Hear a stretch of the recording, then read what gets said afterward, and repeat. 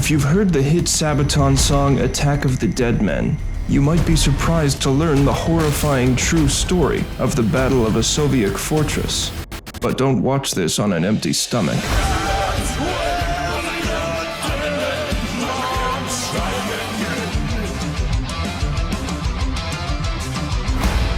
World War I was one of the most terrifying conflicts in history. Here's a true story from the Great War. This is the Attack of the Dead Men. The year is 1914. The German army is advancing into Russia via East Prussia, modern-day Poland, and they need a foothold in the region. Their eye is set on Osowiec Fortress, an invaluable strategic asset sat along an important riverway and upon a sprawling railway line that would, if captured, be essential to the war effort. And if it couldn't be captured, it had to be destroyed. Realizing the location's importance, the Russians were prepared for a full-on siege. They couldn't possibly have expected what was in store for them. The first attack was staged in September of 1914. The Russian field forces around the fortress were attacked by 40 infantry battalions of the German 8th Army, readying the field for the arrival of their heavy artillery to lay siege. Strategically, the Russians managed to repel the Germans with their own artillery and with flanking maneuvers, thus pushing the Germans back and, most importantly, making sure they were out of artillery range. Not taking no for an answer, the Germans would return to the fortress in February 1915 for another month of battery and siege plays. The Russians forced them away, denying them once again their prize. April 1915. Over 1,000 miles away on the Western Front, at the Second Battle of Ypres, Germany unveiled a horrific new weapon: chemical gas. Igniting canisters, Germany unleashed 170 tons of chlorine gas along a 4-mile stretch of the Ypres River. The wind caught the gas and decimated French, British, and Canadian troops, who were wholly unprepared for such an offense. Germany, as shocked by the devastation of the gas attack, failed to advance and take advantage of the weakened Allied defense.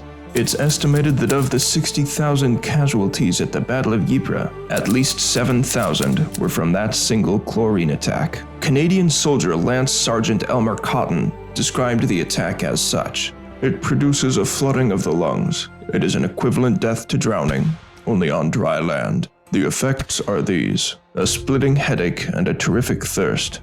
To drink water is instant death, a knife edge of pain in the lungs, and the coughing up of a greenish froth off the stomach and the lungs, ending finally in insensibility and death.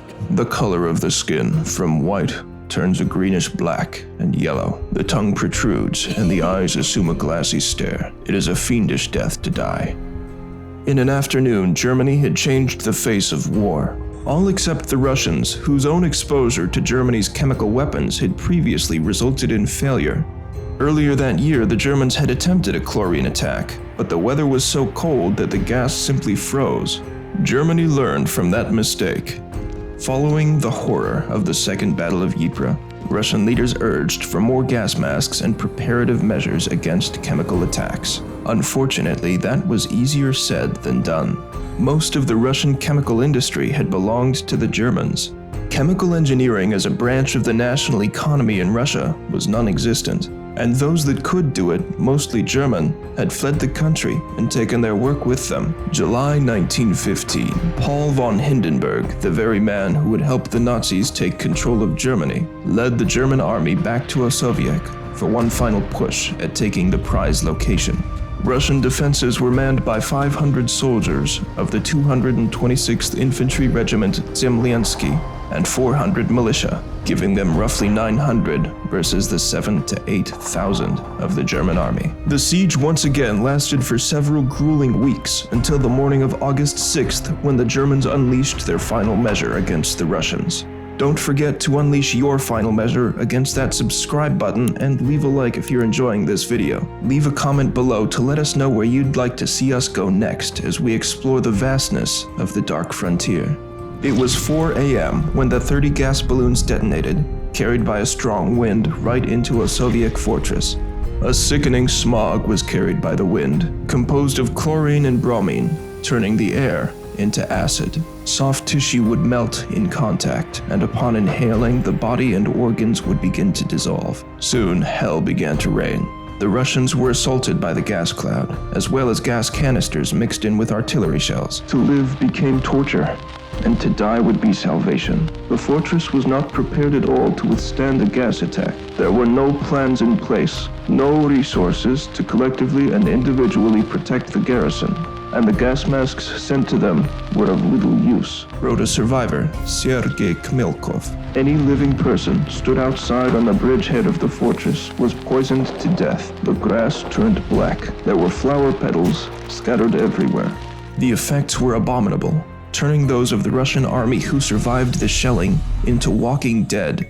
Now advancing into the fortress, the German soldiers were met with piles of the disfigured dead, scattered across the landscape like macabre decoration. The red carpet entrance was literal, blood and viscera guiding them to their prize. Then the defeated Russians began to rise. The dead were fighting back. Through the debris and dust in the air, ghastly silhouettes began to stage a counterattack. Once the Germans saw their enemy, they ran in fright. The attack of the dead men had begun. I can't describe the anger and fury that gripped our soldiers as they headed towards their poisoners, the Germans. Heavy rifles, machine guns, shrapnel could not stop the onslaught of frenzied soldiers, an unidentified survivor wrote in Pskov Life in 1915. The Russians, loyal to the end, marched against the Germans, their organs spittling from their melted lips, their eyes glazed over, and flesh dripping from their hands and cheeks.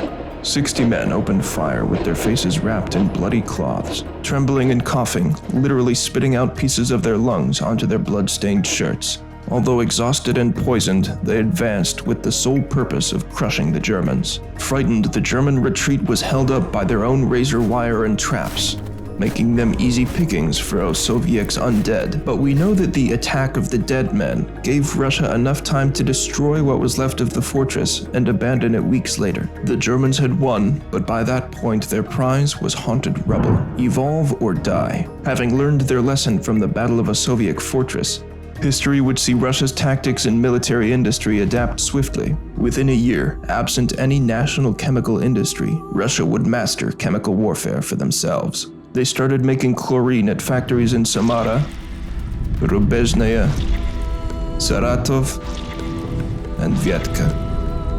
By the end of 1915, Russia's first 2 tons of liquid chlorine had been produced. In the March of 1916, Russia would carry out its first chlorine gas attack. Professor Mikhail Supotnitsky wrote in his book, The Forgotten Chemical War of 1915 to 1918, having started from scratch, without petrodollars or assistance from the West.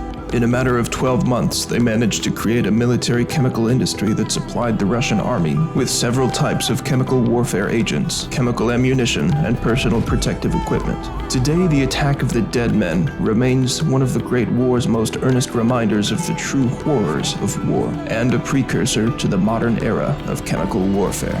While the sacrifice of those soldiers who fought until and even after the bitter end might be lost to time, the legend lives on, immortalized in song.